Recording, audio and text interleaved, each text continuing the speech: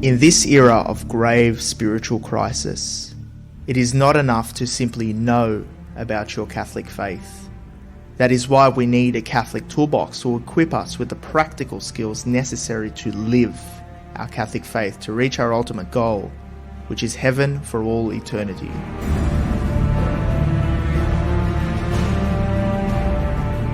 Do not merely listen to the word and so deceive yourselves. Do what it says.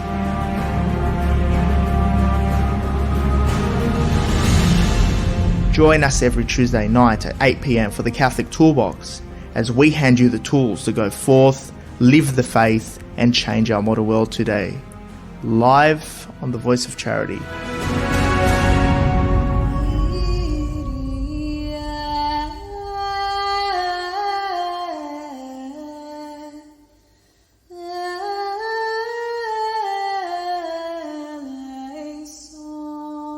And welcome back to another week on the Catholic Toolbox, the Art of Practical Catholicism. I'm your host and founder, George Manassa, here as we equip you with practical tools to live your faith in our modern world of today. This week, we have my good friend, Dynamic Deacon Harold Burke-Sivers. Welcome back to the show. Thank you, George. It's always great to be with you. Thanks for having me again. Yeah, it's great to always have you. And we saw you had a great time in Croatia and Eastern Europe over there. How was that? Yeah, it was awesome, man. There were some nice surprises there. For example, the tomb of Saint Anastasia, from the Roman canon, Eucharistic prayer number 1, right? Felicity Perpetua, Lucy, Agnes, Cecilia, Anastasia, and I'm like, hey. So got to see her tomb, which was awesome. Croatia is absolutely beautiful. A lot of wonderful religious heritage there. Some really wonderful things to see. Went to Montenegro and then to Bosnia Herzegovina. Of course, Medjugorje is there. And then to Italy, to Venice, and to Padua. So it was wonderful pilgrimage. That's absolutely amazing. And I mean, it's only, I think, recently, 5-10 years ago, people started to notice Croatia as a good destination within Europe to visit. So that's what's absolutely amazing about it. It's a beautiful imagery that I've seen online, and I'd love to go there. But that's absolutely amazing. And let's get straight into our topic today, which is the Psalms and meditating using the Psalms. And it sort of ties into scripture as well. But let's talk about the Psalms. What are the Psalms for those who don't know? And what are their importance? What was their purpose for why they were written? Yeah, so I was first used to the Psalms as a 14-year-old freshman in right, or in college. The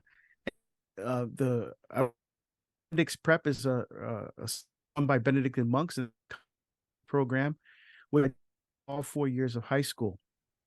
And of course, when you live in the monastery and visit, you pray with the monk.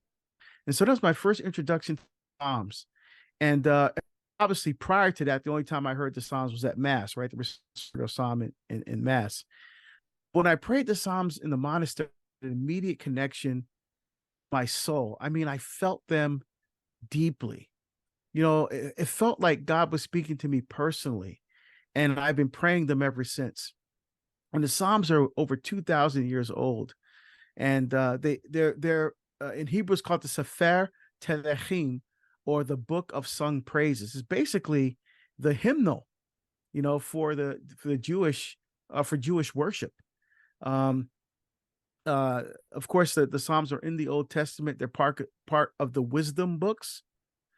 And really what the Psalms are is a foreshadowing of the fullness of time that would come in Jesus Christ. So the Psalms point toward Jesus Christ. Like St. Augustine said, Christ is concealed in the old and revealed in the new. And for example, Psalm 22, for example, that's the one that says, my God, why have you forsaken me? That Christ was praying from the cross. Psalm 88, which traditionally, that's the prayer that Jesus would have prayed in the cistern on Holy Thursday, before he was brought before Pilate and scourged and crucified on Good Friday. Yeah. But where he stayed Holy Thursday night, he would have prayed this psalm. In fact, when you visit that place in the Holy Land, there's a book of psalms in that cistern in all different languages, and you get a chance to pray Psalm 88 with all the pilgrims while you're there. It's very powerful. And of course, Psalm 110, which is another messianic psalm of fulfillment, where David writes that the Messiah is a priest forever in the order of Melchizedek, right? And Melchizedek shows up in Genesis chapter 14. Yeah. And it's so the Psalms are just absolutely amazing. There's 150 of them. And the word psalm actually comes from the Greek word psalmoi, which means songs to be sung on a lyre, right? So the Psalms are meant to be sung. A Wow. lot of people often recite the Psalms, which is fine, but they're really meant to be sung. And when you sing something, it really does something about raising your mind and your heart to God. I mean, it's absolutely amazing. I mean, because you hear the lyre all the time. For those who don't know, what is a lyre? Yeah, lyre is one of the instruments that they used when they sung the Psalms. There's a number of different instruments. In fact, some of them are written in what's called the prescript. So some Psalms have headers, or what's called a prescript, which gives an instruction, or it talks about which member of the musical guild was supposed to write that psalm. It talks about historical context. Some of the prescripts also talk about what instrument is supposed to be used, right? Yeah. So one of the main instruments was a lyre and a harp. Everybody knows what a harp is, right? And although there's another instrument that David used, which would have been a lap harp, because those harps are huge, massive instruments that's often bigger than the actual player. But there was another instrument that was used that's called a lap harp, and David would have used that when he was singing the Psalms. And a lyre is a kind of string instrument, like a not guitar or ukulele, same family. Yes, and really, and what was the context that they were written in? Because it seems to be very poetic. I mean, when you read it, I mean, the Yeah. sequences and everything there. Yes. So the Psalms really help you to. That's the whole idea. Draw you in more to meditate and reflect God and how God works in life. One thing I love the Psalms is every feeling I've had, I've prayed it in the Psalms. And now that in my 50s, and I reflect back when I first started this psalm when I was a teenager, affect me differently now. I've been praying the same 50 psalms for 40 years, and tired of them. They always speak to you. If there's something in your life, there's a psalm that speaks to that. And so I look short how I've grown spiritually, intellectually over the years, and the Psalms have grown with. It's beautiful. And there's types of Psalms. There's Psalms of thanksgiving. It's like Psalm 34, Psalm 92. They're called Hallel Psalms or praise Psalms. That's where we get the word hallelujah from. It's Hallel in Hebrew means praise, like 13 to Psalm 118 and also Psalm 135. And there's Deutero Hallel Psalms, which is Psalm 145 to 150. And these Psalms are just about praise and worship and glory and honor to God. And there's also Psalms of suffering. Psalm 22, Psalm 31, Psalm 90, right? Again, that speaks to the human condition. We all suffer, or we're all going to suffer. That's just a part of life. And the Psalms speak to the depths of the human experience.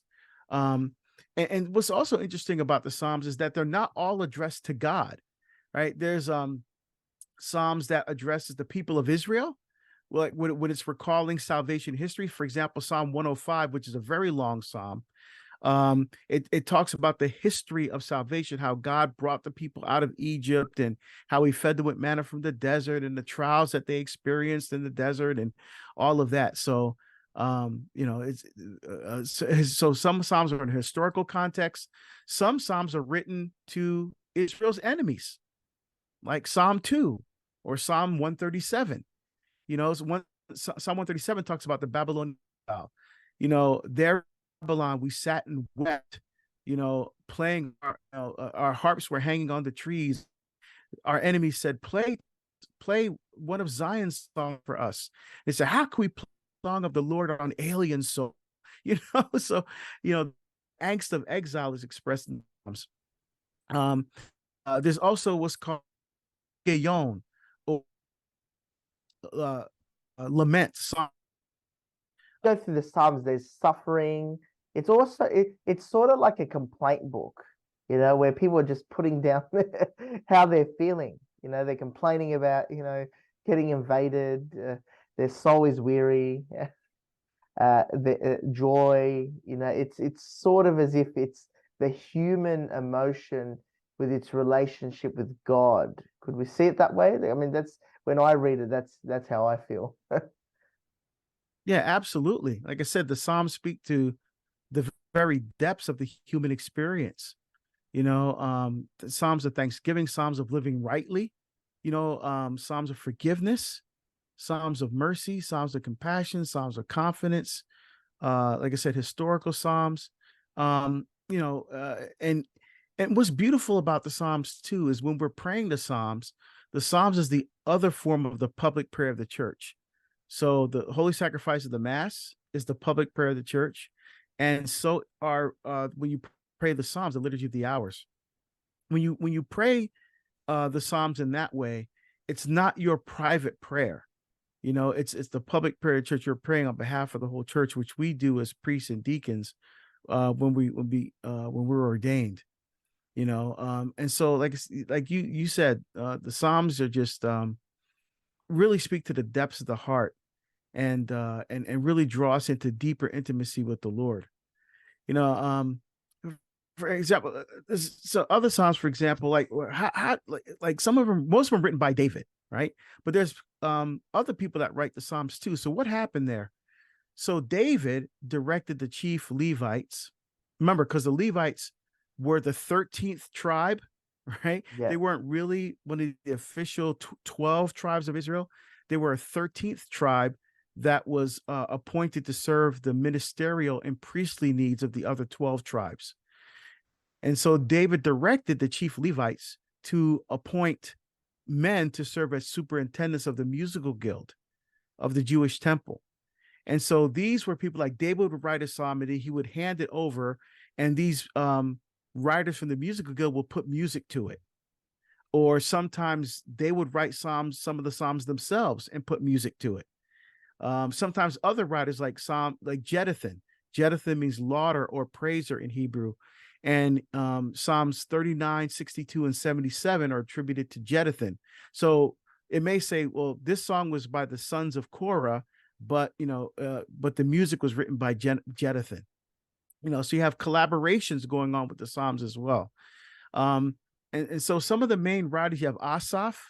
Asaph means gather in Hebrew.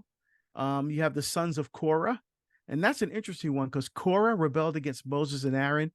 In Numbers chapter 16, it says that the ground opened and Korah and his entire family went down alive to Sheol. It says the followers of Korah were swallowed up by fire from heaven. And the only ones to survive were the sons of Korah in Numbers chapter 26, verse 11. And they went on to become the musicians of the musical guild. And the sons of Korah not only were musicians, but they also were the caretakers and custodians of the sacred vessels and vestments that were used in the worship of God. Yeah. Very interesting.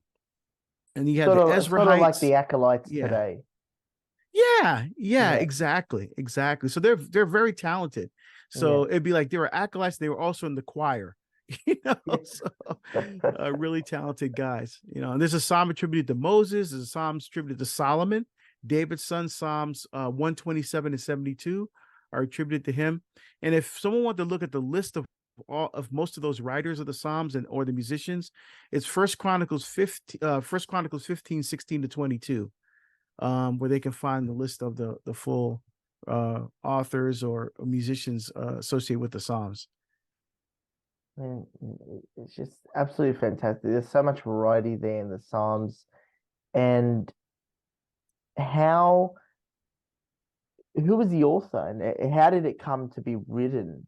I often wonder, were there many authors of the Psalms or different contributors that put down their experiences? How did it Yeah, develop, so Deacon? so the Psalms were composed.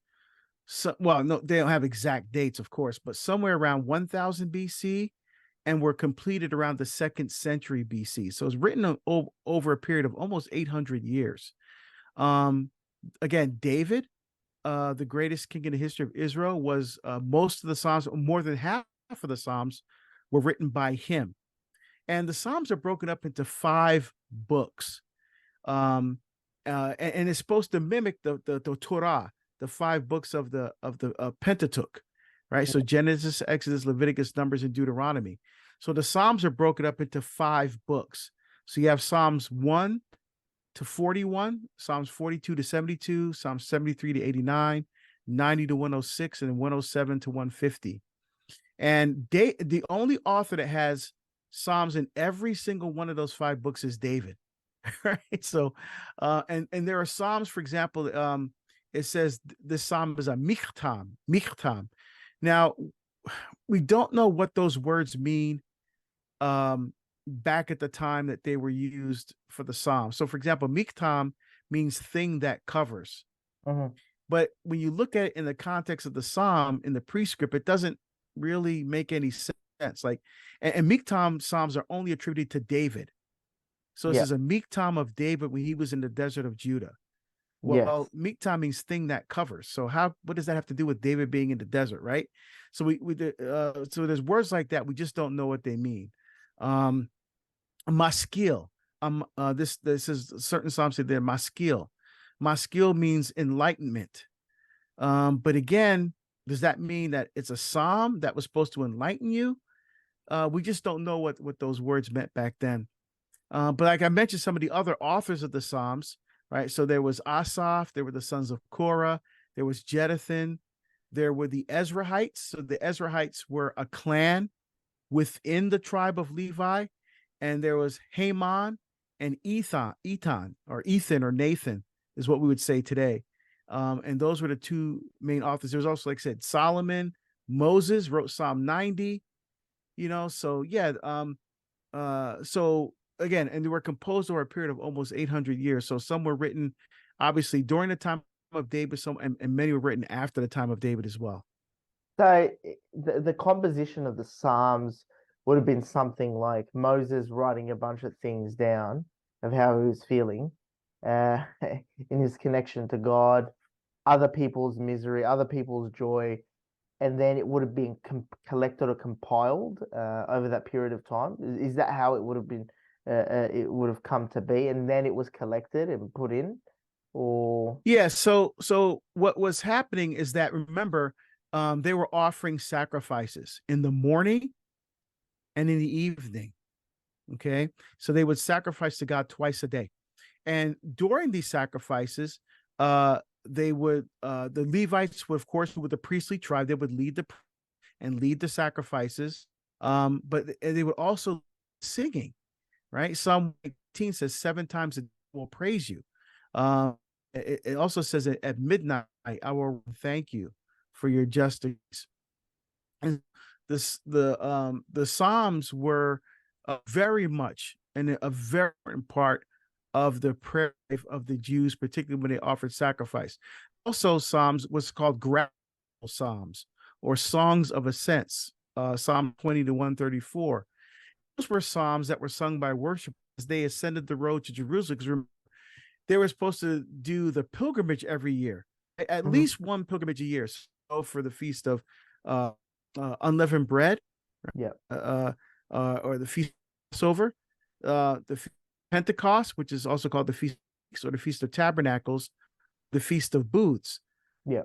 As you're going to Jerusalem, as you're journeying toward the Temple of Jerusalem, you'll be singing psalms, right? And typically, what they, again, psalms, the 20 to 134, you would be singing those psalms on your way to Jerusalem. So, um, uh, and at the end of each of the books of the psalm, so Psalm 41, Psalm 72, Psalm 89, Psalm 150, they have doxologies at the end of them. Like at the end of the Our Father, right? Or at the Yeah. Eucharistic prayer, Doxology. glory be to the Father and to the Son. So there's doxologies at the end of each of the book of the Psalms, punctuates the end of the Psalms. And Psalm 150 is kind of that itself is a doxology, the entire book of Psalms, you know. So just really wonderful. Of course, did you use them frequently? But then we use them as well in Christians. When we first started the Psalms were always integrated into uh and if you see Anthony in the desert, Yeah. right in the Anthony the middle Great. of the 3rd century, Yeah. began to pray the Psalms in the desert, and then we see it develop Saint Benedict, structuring the Psalms for the monk.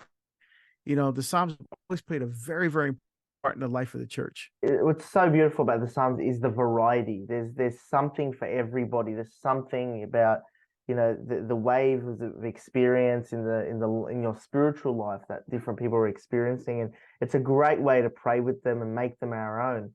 But Deacon, let's go into some 3 practical tools. How can we take action, use this as a tool to strengthen our prayer life, uh, using the Psalms, using the book of Psalms, the entire 150 Psalms? How can we take action in that area and help to strengthen our spiritual life using them? Yeah, so I'd say so. When you're going to the Holy Sacrifice, the Mass, when it's time for the responsorial song, pay attention to that. As the song is being sung or being recited, there's no or anything. Just really listen to the psalm and say, how are you speaking to me right now? How are you speaking to my heart? How are you speaking to my life right now in the Mass? How is this psalm preparing me to receive you, not only in the Eucharist, but in your word? How do I take your word life more deeply into my heart? How does this psalm need to do that? How is this psalm to my life experience that I'm through right now? And I would be very surprised how much the psalms affect personally are for you. That'd be the first thing. So really pay attention at Mass to the responsorial psalm. Don't just let it pass by, but really focus on it. And second, when you're praying the psalms outside of Mass, get yourself a book of the Psalms. You can either get a Bible, or I have a book. It's just the Psalms here, just a book with just the Psalms in it, and take time to memorize your favorite Psalms. Mm-hmm. Like I love Psalm 63. That's the one I pray before adoration all the time. Oh God, you are my God. For you I long. For you my soul is thirsting. For you my flesh is pining. My body pines for you like a dry, weary land without water. So I gaze upon you in the sanctuary to see your strength and your glory. For your love is better than life. Like, what? That's awesome. Mm-hmm. That is awesome. And I pray that in adoration, right? Because remember, these Psalms were written a thousand to over 2,000 years ago, but it talks about, I gaze upon you in the sanctuary to see your strength and your glory. Now, how could you not think about adoration when you're praying that psalm? Right. So that's what I'm talking about. Let the psalm speak to you. So memorize. The second thing is memorize, maybe a few of your favorite psalms and let them speak to you. Pray them slowly and prayerfully. And when you come to a particular psalm that just hits you, just stop and just rest in the word. Just allow, just maybe pray that verse of that psalm again, and just let God speak to you. Just rest in the word. Don't be afraid to do that. And then finally, um, uh, the last thing I would say is I think the Psalms, one of the fun Psalms is to reveal God um, as the treasure whom we love, because why? He first loved us. So the Psalms are really part of a love relationship with God. They really speak to the exchange of love and life and intimacy and communion that God wants so desperately with us. And the Psalms help us to enter into that. So when you're meditating or praying on the Psalms, find some place for silence. Really allow the Psalms to foster silence in your life, where you can listen more attentively and more deeply to God's voice speaking to you. And that's where you're going to find the peace that your heart is longing for. That's the peace that's beyond all understanding, on this side of heaven that Jesus is talking about. Of course, the ultimate peace is being with God forever in heaven. But on earth, the Psalms help draw into that life. It's like a bridge between the supernatural and the natural world. you know Sacraments, right? It's the bridge between the temporal and the transcendent, right? Is earthly bread and wine Yeah. that becomes the body, blood, divinity of Jesus. Yeah. So the Psalms, even though they're written by earthly authors, draw us deeply into the life, into the heart of God. So that would definitely be my advice. I mean, it's absolutely profound how you can use it, just that wisdom that's there, and we've been praying it. But also, I wanted to mention the divine office, the liturgy of the hours takes you through the Psalms. A lot of it is the Psalms that people go through, and it's absolutely beautiful. The Psalms there, and I'm sure you recommend to take up the divine office. I mean, Second Vatican Council obviously calls all clergy religious, and encourages the laity to take up the divine office. So, I mean, that can be an amazing tool that we can take up today. Oh, absolutely. In fact, the Sacrosancta Concilium, which is the second Vatican document on the liturgy, talks about parishes should have at least a Vesper service, right, where the people of God are coming together on Sunday evening and praying Vespers or evening prayer, praying the liturgy of the hours with the Psalms together as a parish family, as a parish family of faith. And we have a parish in Portland that does that. And it's absolutely beautiful. So yes, definitely consider the liturgy of the hours as well, which is basically a liturgy of the word service, right? When you pray through it, it's almost like the first part of Mass. There's prayers, there's psalms, there's readings, there's responses, there's intercessions, there's the Our Father, and so it's kind of like a little bit of a liturgy of the word service. It doesn't take that long to pray morning prayer or evening prayer, probably 20 minutes or so. And it's a really, and what does Psalms do? They help sanctify the day. That's what St. Benedict did in his rule. The Psalms are spread out. So you pray the Psalms when you got up, you pray the Psalms in mid-morning, noon, mid-afternoon, evening, and then at night before you go to bed. The idea is to sanctify the day, to glorify God all throughout the day. So that you're to make the always day constantly holy. praying. Yeah, that's absolutely Exactly. beautiful. Absolutely beautiful. Yeah. And now we're going to talk about your upcoming tour. You're about to get on a flight down under and reach our shores in Australia. You'll be back very shortly. So, organized by Parousia Media as usual. The Ignite Bible Study Australian Tour, the Ignite Bible Study 2023. It's very shortly, between the 8th of July to the 23rd, featuring Sonja Corbett and Deacon Harold. You here. So Deacon Harold will be hitting our shores. Why don't you take us through the bit of the tour? I know you have a lot lined up. There's a lot lined up. Yeah, it's going to be crazy busy. I mean, I'm going to be gone, I think, a total of well, with you lose a day coming over, right? So, so somewhere around 19 days, and I'm giving close to 50 talks in 19 days. So I'm Wow. starting off in New Zealand. Hmm. I'm going to be speaking in the Archdiocese of Auckland, and I'm going to be doing I'm giving, I think, 10 talks and a couple of interviews there over 4 days. And then I fly to Papua New Guinea, Hmm. and I'm giving a series of talks there. I'm going to be talking to, actually, very interesting, George, to um, members of parliament. I'm going to Yes. be speaking to government officials. I'm going to be and Catholic professionals is the first group I'm speaking to, and then I'm going to be speaking to clergy and religious, and then I'm both of those are going to, one's going to be in the morning, the other one's going to be in the afternoon. Then the next day I'm doing a youth rally. They're expecting about 10,000 youth to show up to this youth rally. Hmm. I'm excited about that. And then on my last full day in Papua New Guinea, I'm going to be speaking. It's a general talk for everybody. So I'm going to be Yeah. talking on apologetics and evangelization, and evidently, when I told the papal nuncio is going to be there, the bishops conference is going to be there. So very exciting. And then I go from there. I'm going to be doing some talks in Brisbane, Yes. and then I fly from Brisbane to Melbourne, Yes. and then finish up everything in Sydney. Beautiful. And we'll see you in Sydney. You got a series of talks and a great announcement. Finally, The Art of Practical Catholicism, #2. My book, The Art of Practical Catholicism, #2, with the foreword written by yourself, Deacon. Thank you for the foreword.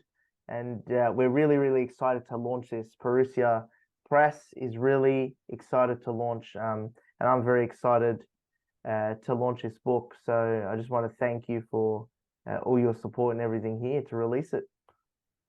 Yeah, you're most welcome. It's a great book, and people are gonna really enjoy it. And I strongly recommend everybody get the book, because it'll really help you to not only think deeply and seriously about your faith, but how to effectively share it with others.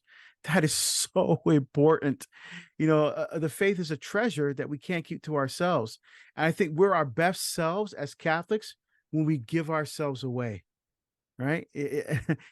We make a gift of ourselves. That's when we were at our best as Catholics. And the Art of Practical Catholicism too helps Catholics to really do that in a powerful way. I mean, and so we'll be launching this from Parousia headquarters in Marymount on the 20th of July. That is actually in 2 weeks, 20th of July at 6:30 p.m.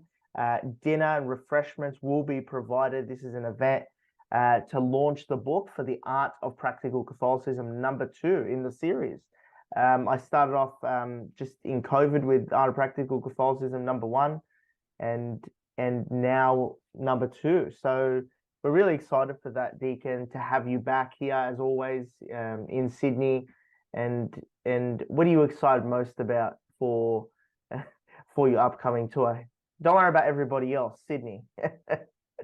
Yeah, for Sydney, yeah. Yeah, yeah, Well, I've received tremendous hospitality yeah. there. The people have been absolutely amazing. Such a beautiful, warm reception. I think I'm giving some talks that are new. Hmm. I would, and plus this wonderful tour with Sonia. Sonia and I wrote a book together, called the Ignite. It's called Ignite. Read the Bible like never before. And so being able to come to Australia with Sonia to share the wisdom of how you can enter more deeply into Scripture to make the Word of God um, a much more practical reality in your life. To really not just see the Bible as a book, but to Yeah, see it as a vehicle for deepening intimacy with the Lord.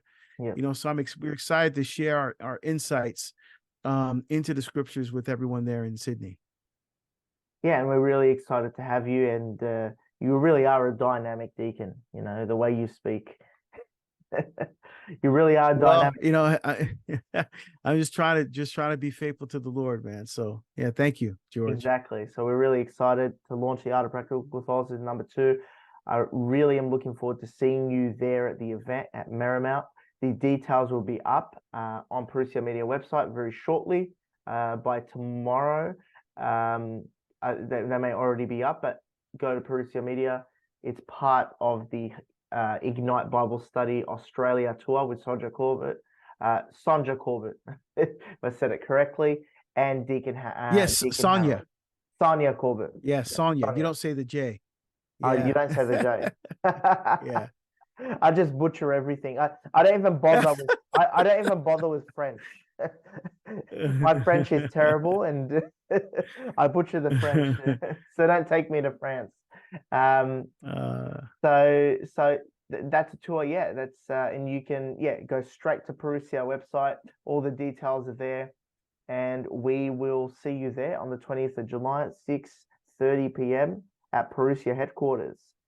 So Deacon, what's your final advice for us to take action before you come over here down south?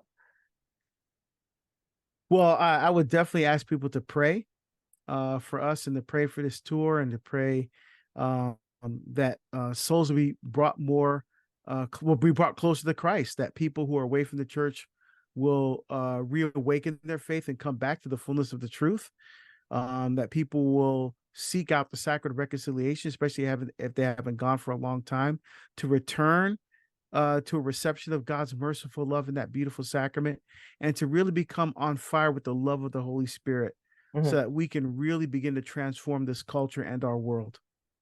Exactly. Thank you so much for being with me, Deacon. And we will see you shortly in Sydney and in Australia. So thank you for tuning with me here on the Catholic Toolbox, the Art of Practical Catholicism. I'm your host and founder, George Manassa. Until next week, God bless, take care, and take action. In this era of grave spiritual crisis, it is not enough to simply know about your Catholic faith. That is why we need a Catholic toolbox to equip us with the practical skills necessary to live our Catholic faith to reach our ultimate goal, which is heaven for all eternity.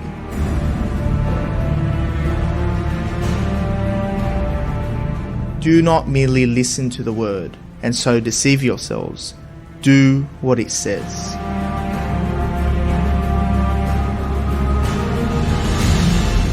Join us every Tuesday night at 8 p.m. for the Catholic Toolbox, as we hand you the tools to go forth, live the faith, and change our modern world today. Live on the Voice of Charity.